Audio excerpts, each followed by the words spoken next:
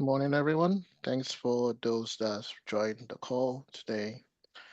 We're just going to give it a few minutes and see if more people would join. So maybe the next 2 minutes. But thank you for being here today, and we look forward to speaking to you all.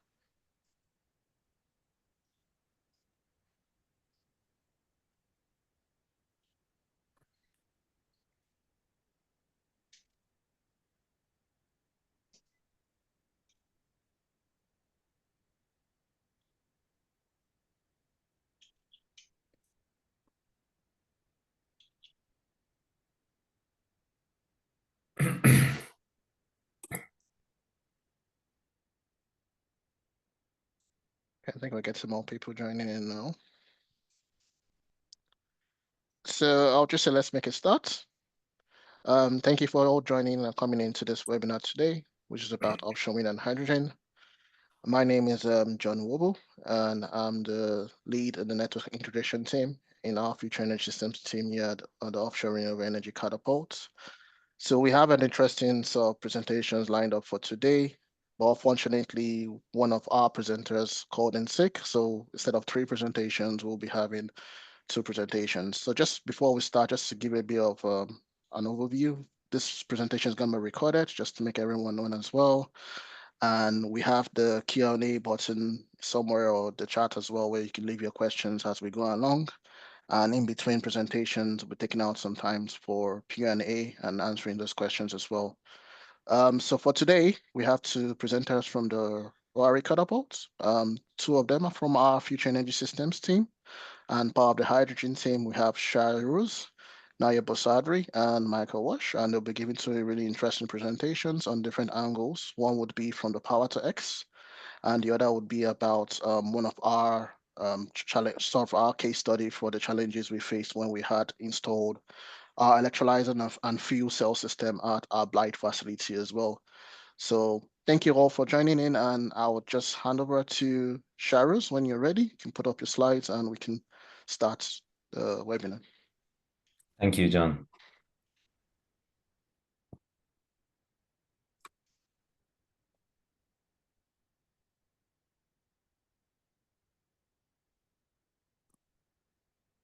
Can you see the slide?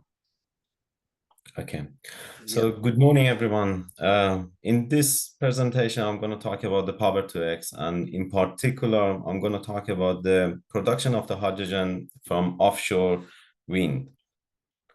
So I will start by introducing the concept of the power to X, and then I will show you some of the concepts that we are considering for production of hydrogen from offshore wind. And then I will talk about some of the challenges, technical challenges that we are facing for production of hydrogen and integration of the systems when we trying actually to produce hydrogen from offshore wind. And finally, I will talk about some of the impacts that hydrogen produced from the renewable energy sources can have on the demand on our electricity network. So if you look at the graph on the left, you can see that there has been a significant growth in the production of the energy from renewable energy sources, in particular from the solar and wind. So if you look at the graph on the right, on the top side, you can see the energy production profile from wind.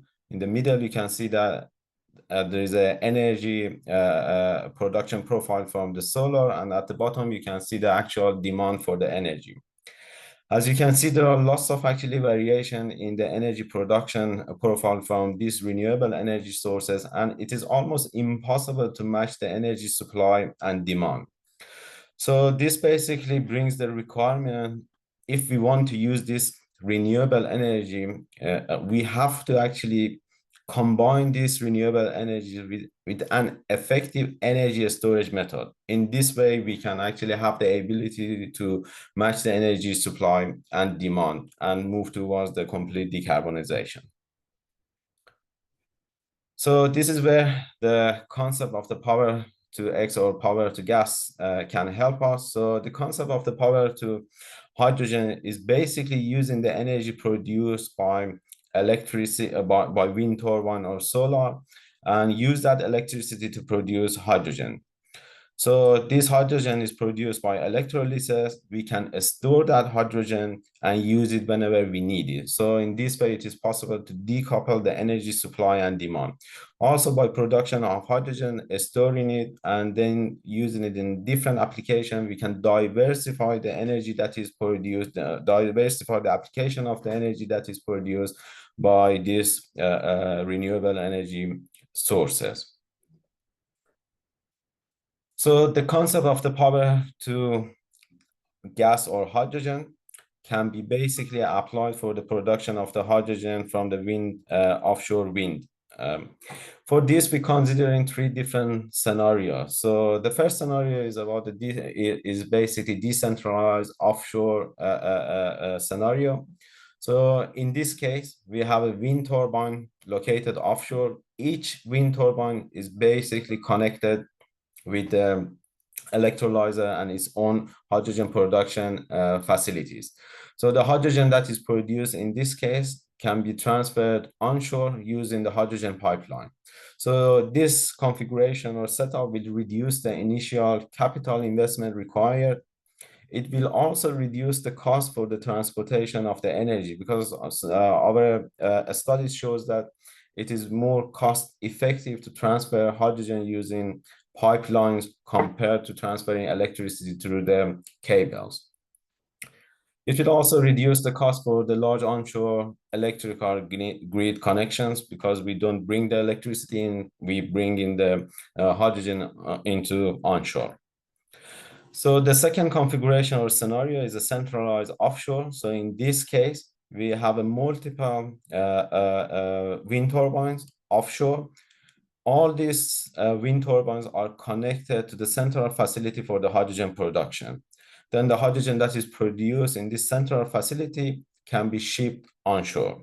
So this configuration is basically help us to save on the balance of the plant.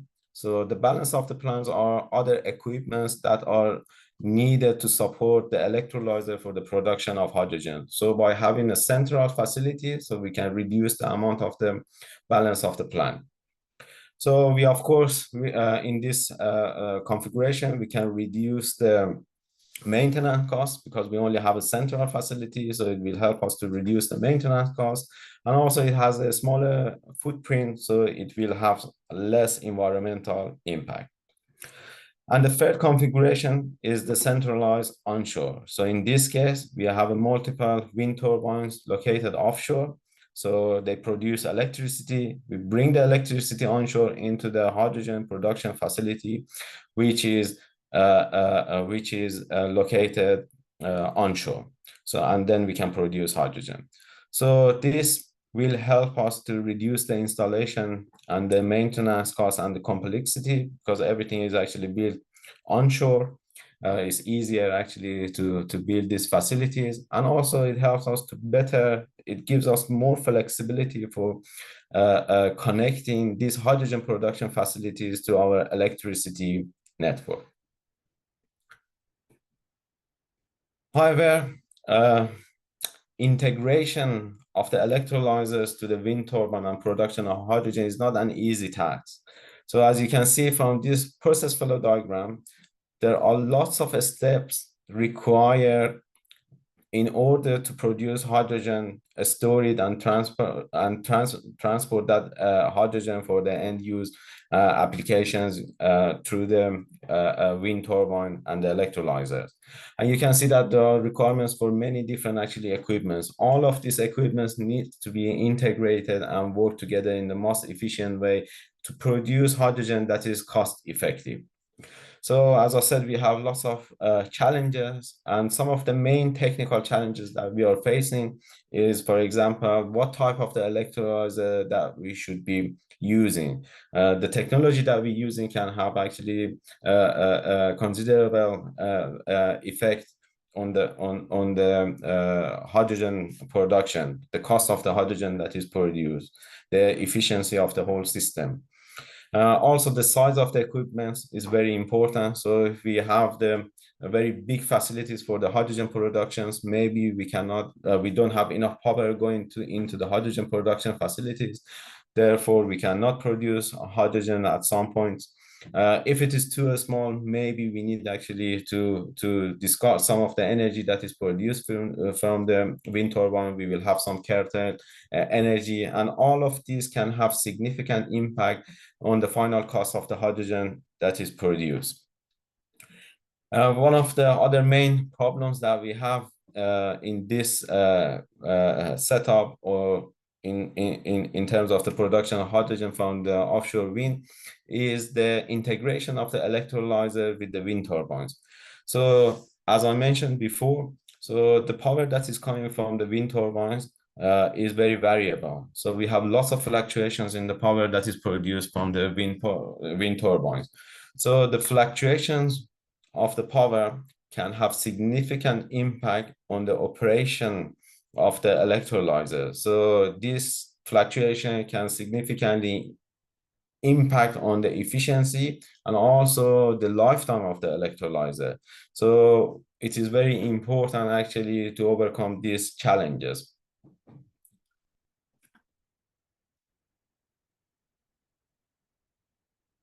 So at ORE Catapult, we are interested actually to address some of these technical challenges. We are particularly interested in understanding the operation and the performance of the electrolyzers when connected to this variable power input from the wind turbines. So for this, we have started actually developing some models that can help us to simulate the performance of the electrolyzer at the cell and stacks level when connected to this fluctuating power. So at ORE Catapult, we also have the grid emulator, which can help us actually to test and validate these models. Also, we can test the performance of the electrolyzer using these models through the hardware in the loop capabilities of this grid emulator.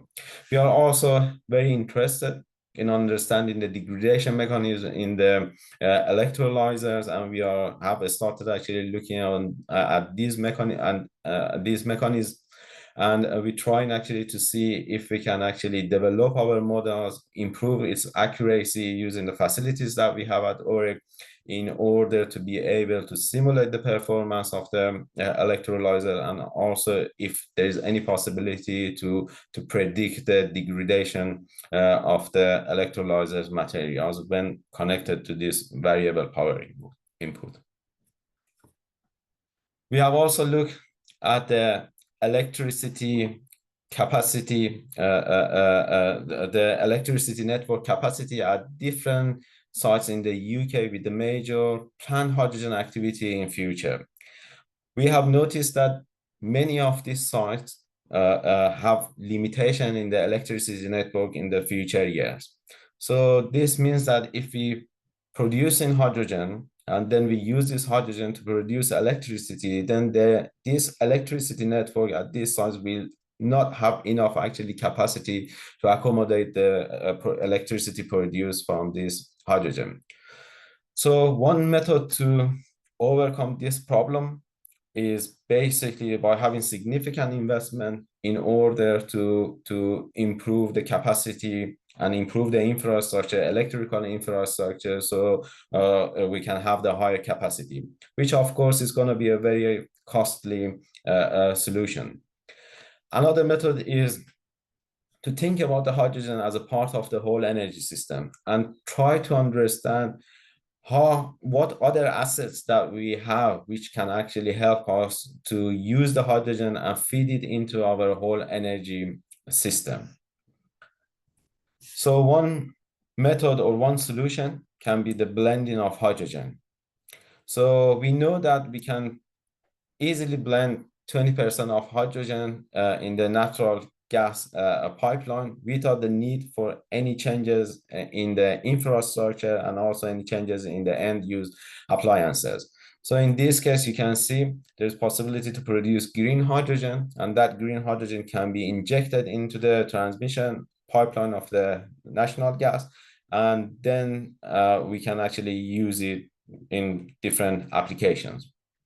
So in this case, we can basically reduce the carbon content of the natural gas. So this is similar to increasing the share of the renewable energies in our electricity grid.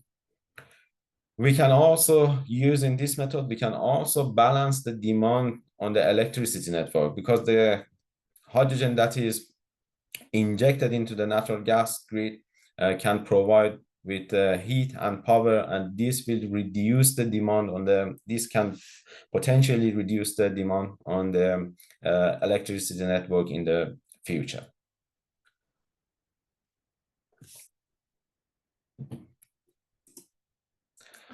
We have also done some calculation in order to understand how much energy we can store in the gas grid by injecting or blending of hydrogen. So if you look at these two columns, you can see that there's possibility to store significant amount of energy by increasing the hydrogen pressure to 100 bar. So for example, in this case, you can see that there's possibility to have like a 25 gigawatt of the energy stored in the pipeline, just by increasing the pressure of the hydrogen when we blend in 20% of the hydrogen. And if we look at the electricity network, we can see that in many cases, this amount of the energy that we can store just by blending the hydrogen is more than enough to address the challenges that we will have in the future with the electricity network. So this will basically mitigate the need for the further investment in order actually to improve the infrastructure, electrical infrastructure. So in summary, I explain about the intermittency problem that we have with the renewable energies, particularly from the wind, and how we can basically address this by the concept of the power to gas or power to hydrogen. So the hydrogen also gives us the flexibility to decouple the energy supply and demand. So we can produce the hydrogen, we can store it, and then we can use it whenever there is a demand for the energy. So it helps us actually to overcome the intermittency problem or variability problem of the energy from the renewable energy sources. And also, I showed you that we will have some limitation in terms of the capacity of the electrical network, and we can use hydrogen by blending. We can use hydrogen to overcome most of the problems that we will have in terms of the limited capacity of the electrical network in future. Thank you. Thank you, Sharaz, for the very interesting presentation as well around offshore hydrogen and power to gas. For those that have joined it while where this presentation was going on, there is a button somewhere on your Zoom link, or sorry, your Zoom interface for Q&As. So please do put your questions in there, and we'll be picking it up at the end of each presentation. So now is the opportunity to ask any questions from the presentation from Sharos. I have one at the moment, but please, if you do have more, please add that into it, and we'll be picking up your questions as well. So I think the question, Sharos, is just around, I believe, the slide where you were talking about the different concepts of offshore. So the question is, could you explain why for the centralized offshore concept, you have chosen the transportation model of shipping over pipeline? So I think that in your diagram, you had ship from one place to another. So I think the question is to clarify if that's shipping or if that's a pipeline. Yeah, it's this is the scenarios which were developed, before I joined the ORE Catapult. So I don't think that we are just limited to the shipping of the hydrogen that is produced. So there is also possibility actually to have the pipelines and transferring that.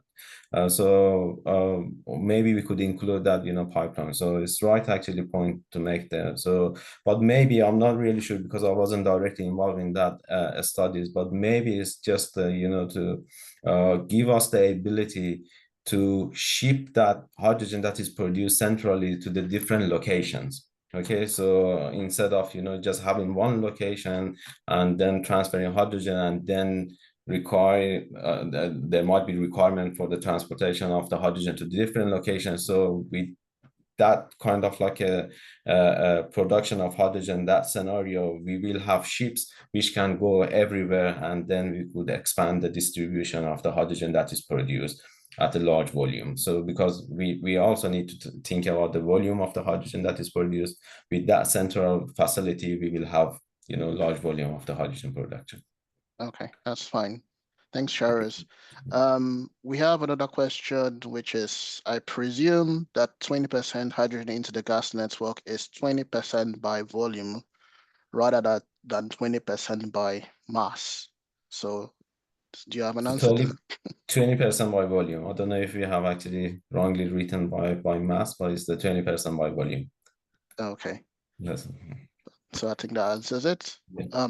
I don't have any other questions on here, but please, if you do have questions, we can still pick it up at the end of the next presentation. But I'll just say thank you, Charis, for your time, and I'll hand over to the next presentation, Michael Walsh, from also the hydrogen team at ORE Catapult, who will be talking about one of the interesting challenges we had when we're installing our first electrolyzer fuel cell system at our Blight facility. So over to you, Michael. Yeah, thank you, John, and thank you, Shrews. Just let me know, can you see the presentation? Yeah, it's common. Okay.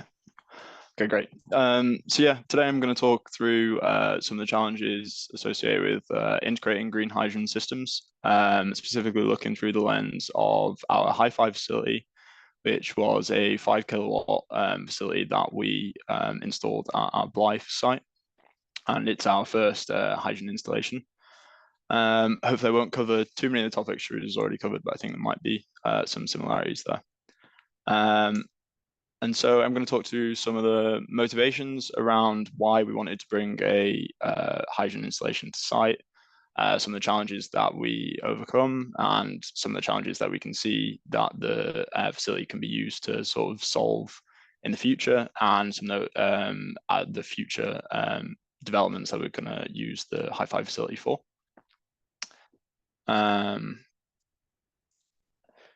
So first I want to just give a bit of background and talk about the wider hydrogen economy, because I think this gives a bit of an understanding of why there are so many sort of technical challenges and why the scope for technical integration challenges is quite broad. As Shrews has already discussed, the idea behind a hydrogen economy is using power to gas and using offshore renewables or renewables generally to produce hydrogen, so making that hydrogen and then moving that through the economy, which requires hydrogen compression. It requires processing of the hydrogen to dry it and make it suitable for use within equipment such as fuel cells.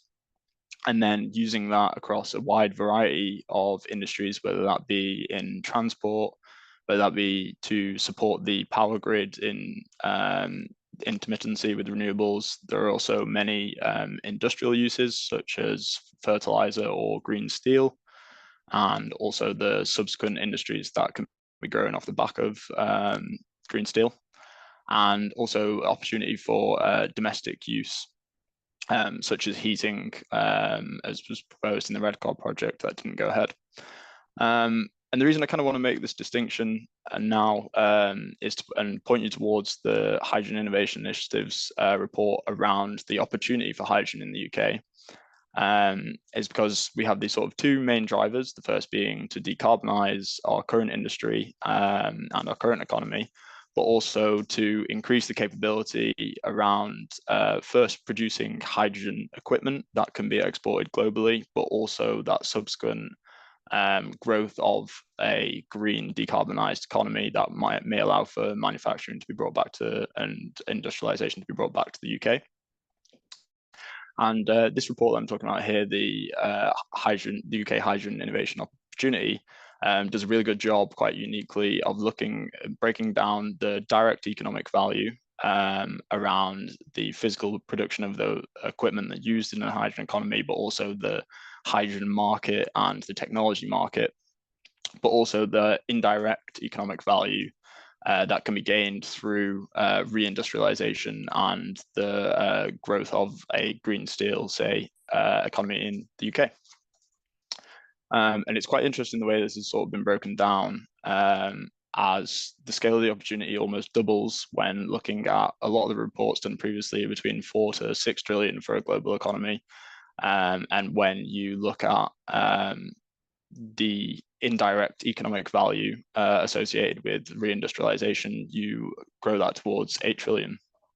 And the report does a great job of breaking down 4 strategic areas of opportunity.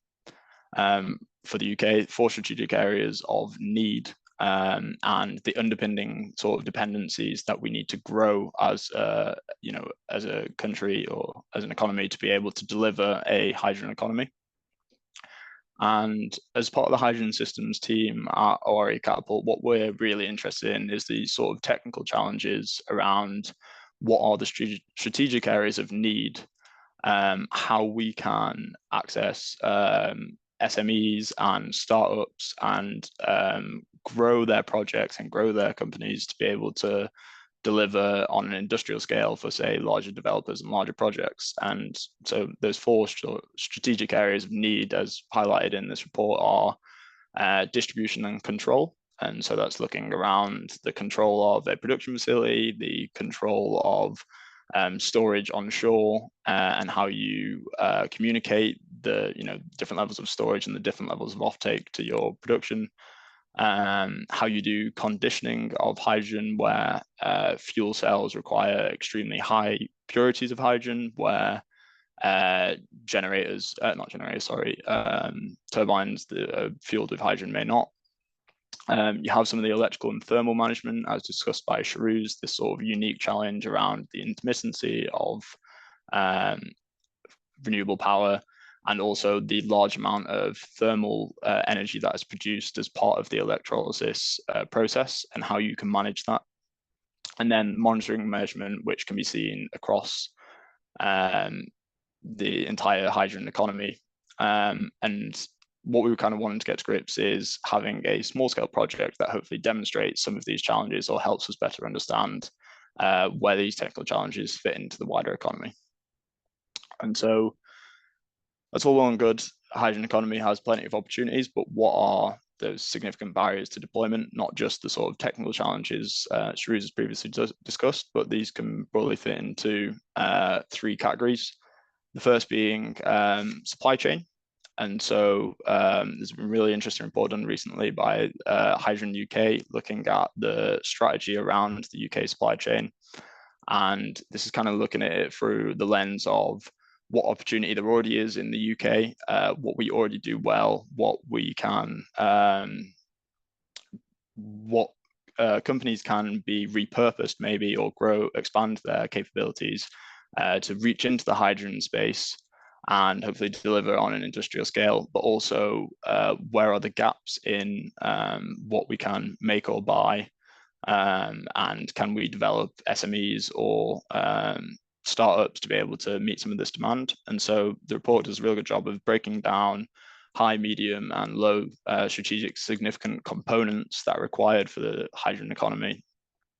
So starting with the sort of high strategic significance around, a lot of it's around the electrolyzer stacks itself and the different technologies that are available, and how you pick a front runner and back that in order to grow and meet a greatly accelerated demand. The sort of power electronics and high voltage transformers, which are shared among many renewable energy industries and just general tech industries, and things around hydrogen compression, which are obviously very specialized to the industry. And so as part of the projects that we sort of do, we want to be able to access the different companies at different levels and different experiences in these areas, and see how we can sort of grow the production and grow their experience and able to meet the demand. Then there's the integration challenges, which can be broadly broken down into sort of 4 categories. And this is kind of what we're more interested in as a hydrogen systems team at ORE Catapult.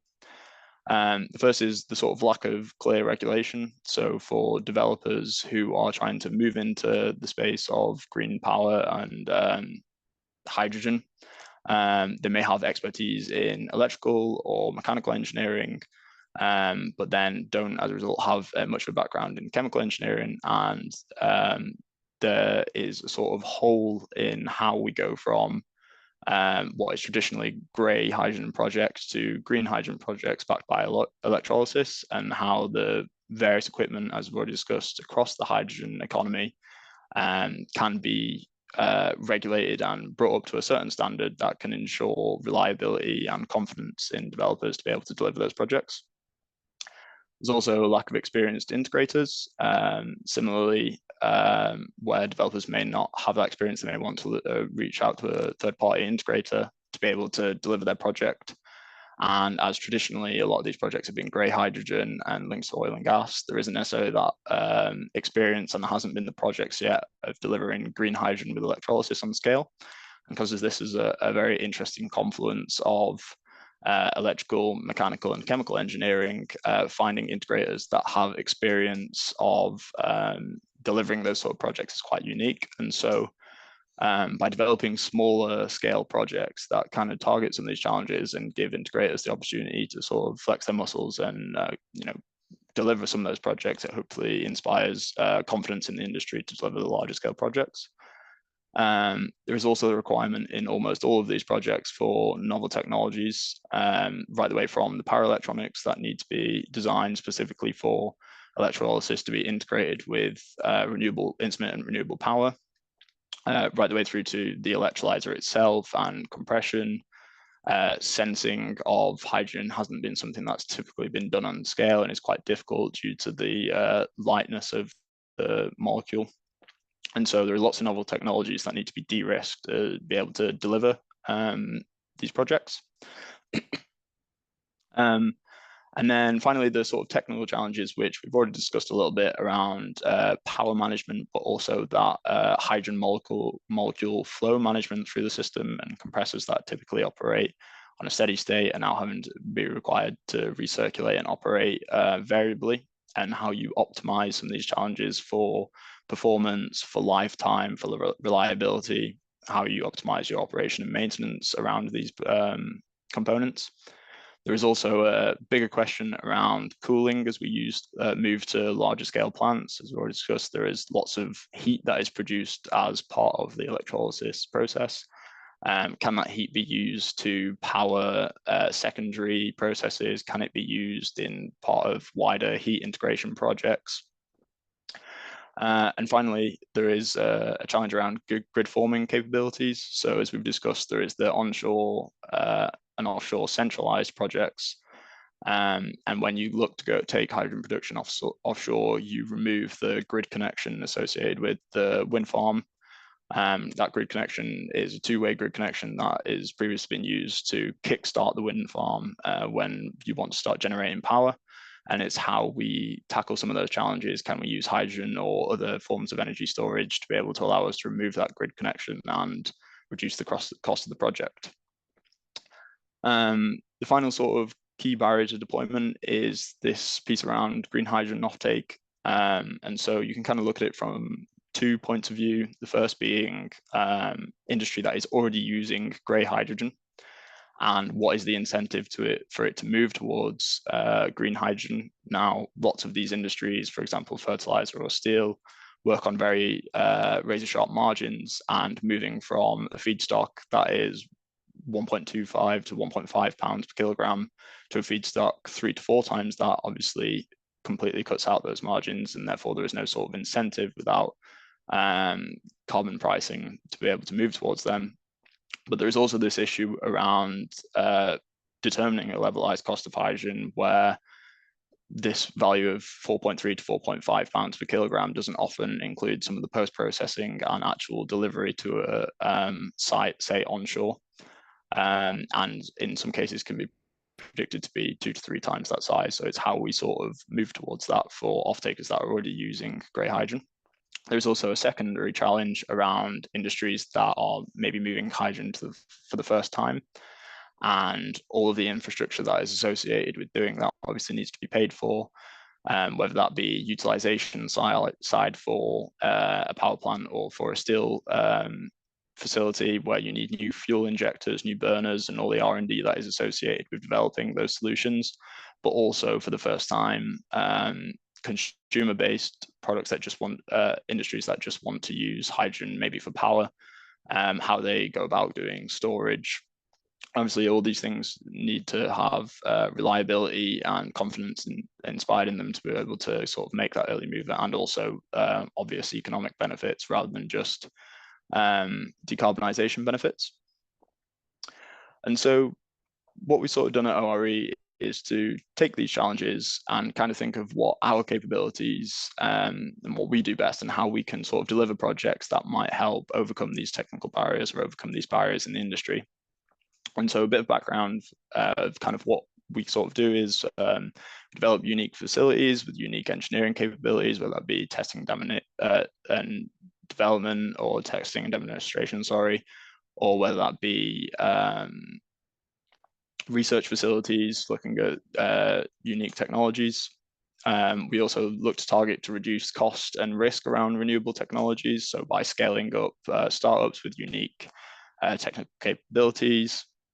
We're really good at bringing together innovators, industry and academia into the same space, and trying to really use feedback from industry and the expertise in academia to sort of drive forward those technical challenges and find viable solutions.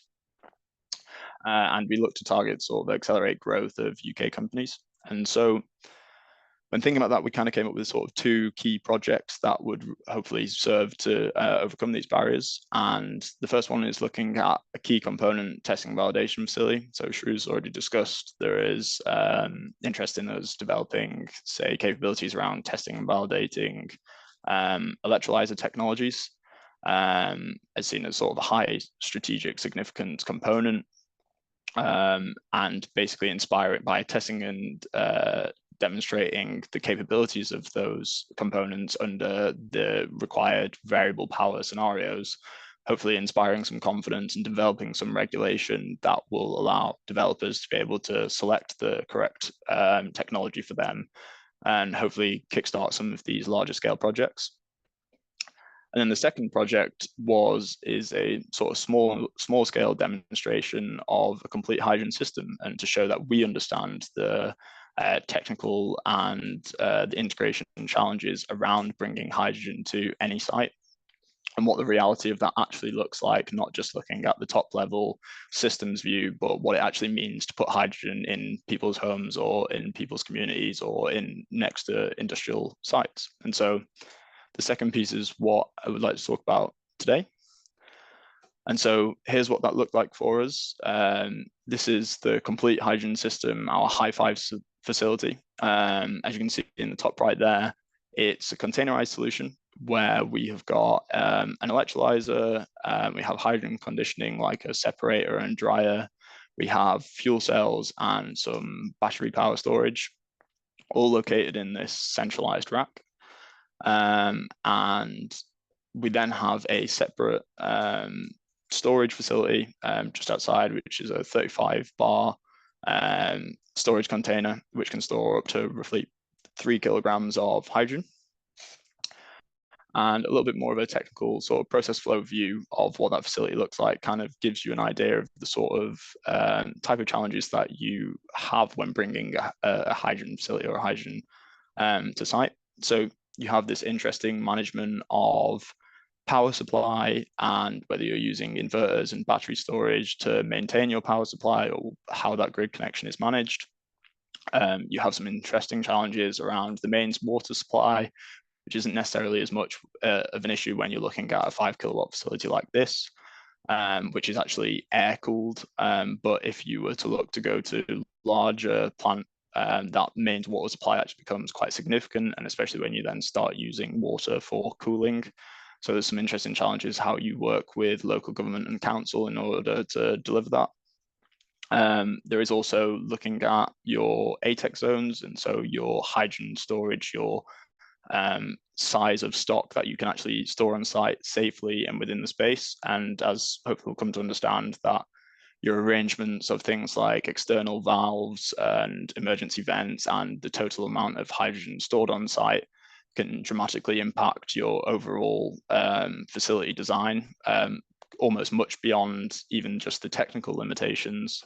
And so these sort of things need to be considered really early in the project in order to ensure sort of economic viability. And Another thing that was really interesting for us is, if bring your attention to the right-hand side, that's a sort of description of all the components that are actually located inside the facility. Quite exciting there is there's 2 Enapter AEM electrolyzers, and so AEM is anion exchange membrane electrolysis. It is a more novel technology with a lower technology readiness level to the sort of what is considered the industry standard of proton exchange membrane. And it was a really good opportunity for us to contact Enapter and work with them to be able to understand how that technology differs and how their technology might be more suitable to a different area of the hydrogen economy. And so it's a little bit of work around that sort of piece of how novel technologies may fit into a wider hydrogen economy. The next slide here is sort of bringing your attention to what I think was probably the most important learning of the overall project. And I want to spend time just talking around the safety, health, environment, and quality. Although it's not necessarily the most exciting part for us as engineers, this process of bringing hydrogen to site was largely driven by some of these reports that we generated on the right-hand side. So probably the most important was this dangerous substance and explosive atmosphere regulation report. This basically looks at the design of the facility, looks at sort of concentrations around leaks, looks at the wider industrial landscape. So for those of you who don't know, Blythe, our Blythe facility has blade test rigs all around the location. And so we were bringing hydrogen storage right to the heart of what is some quite expensive and quite large equipment. And it was understanding how, when managing hydrogen flow around our facility and how managing the storage capabilities, what the leaks would look like, how that would impact the risk of the overall facility if there was to be a leak. There's also interesting challenges around the fact that hydrogen undergoes something called the reverse Joule-Thomson effect. So when it expands, it actually heats up. So you have this interesting challenge around if leaks could lead to flammable jet streams. And this study basically does an overall hazard ID and determines ATEX zones for the facility so we can better understand how we can manage that hydrogen flow to help keep the site secure.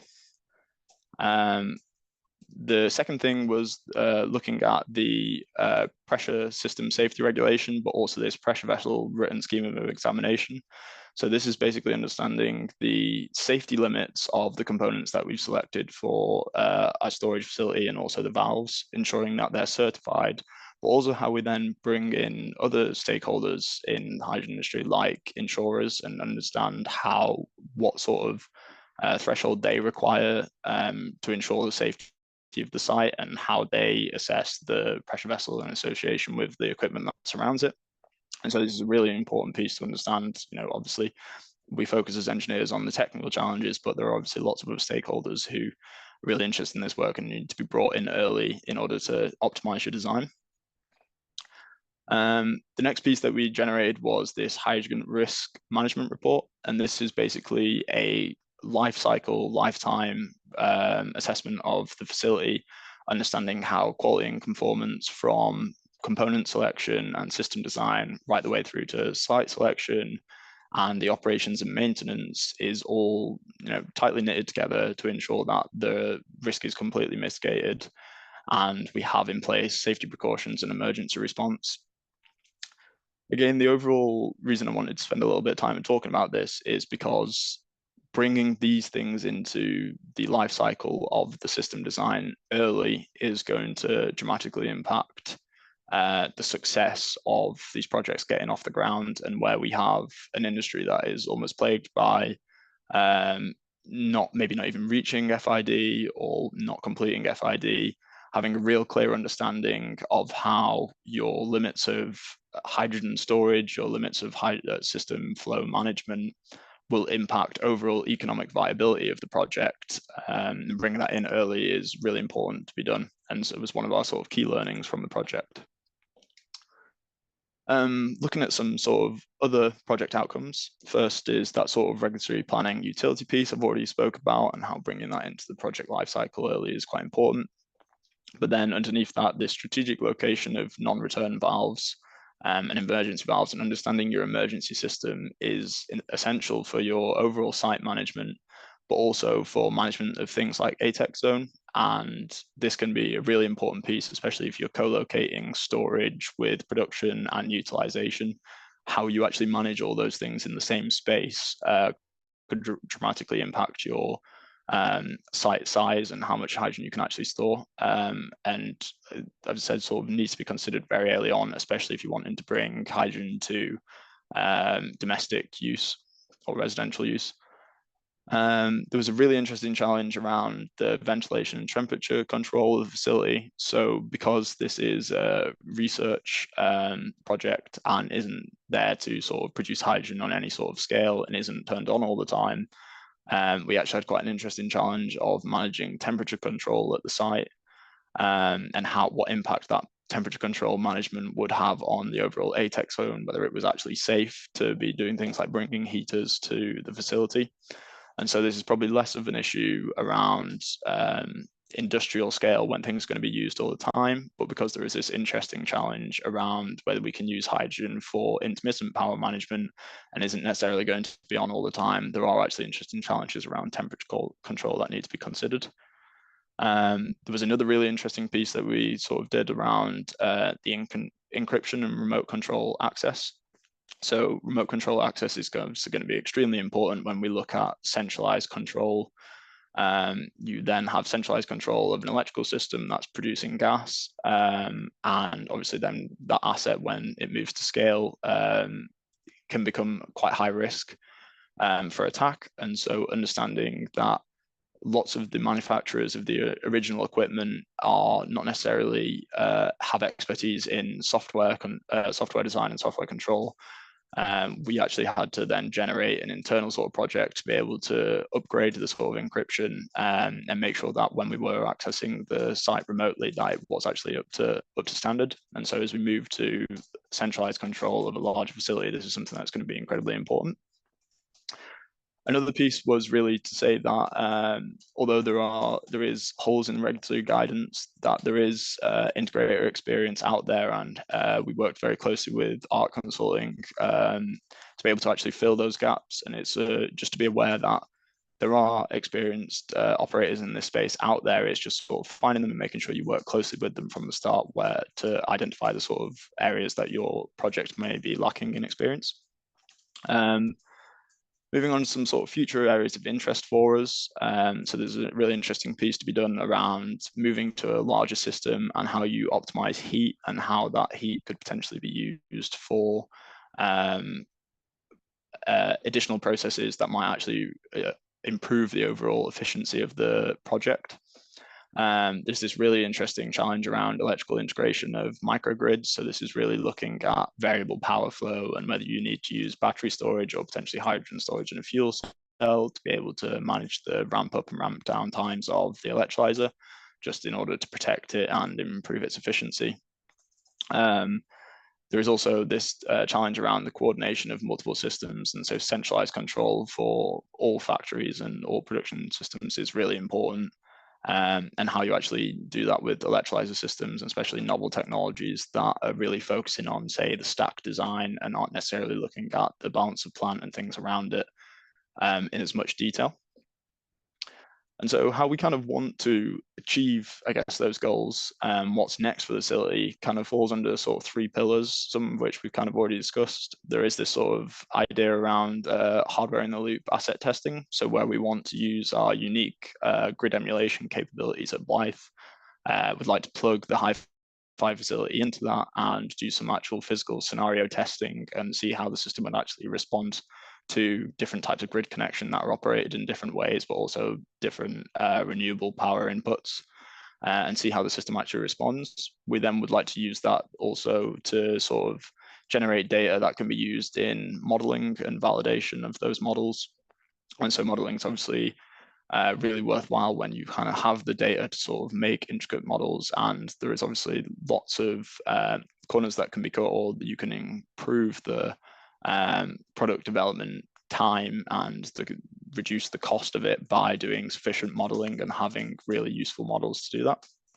And this kind of then feeds into that third piece around the balance of plant. So with sufficiently developed electrical models, we can take the electrolyzer out of the grid emulation project, and we can actually just use the model to sufficiently represent the electrolyzer and its operation.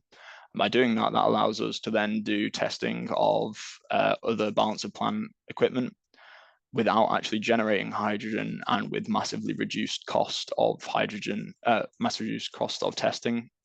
And hopefully this will allow for reduced costs and improved times on producing new and sufficiently integrated products that will actually go in as part of the balance of plant of an electrolyzer, and reduce hopefully the cost of and improve the performance of the overall system. Appreciate that's been quite a whistle-stop tour of everything we've done, but now it's time if there's any questions you'd like to ask, and thank you for listening. Thank you, Michael. Really interesting presentation, and loads of interesting aspects around the challenges as well. I'm looking to questions. I have not seen any yet, but please, if you do have some questions, this is the opportunity to ask any questions on that as well. Please, we'll put that in the Q&A button in your Zoom interface as well.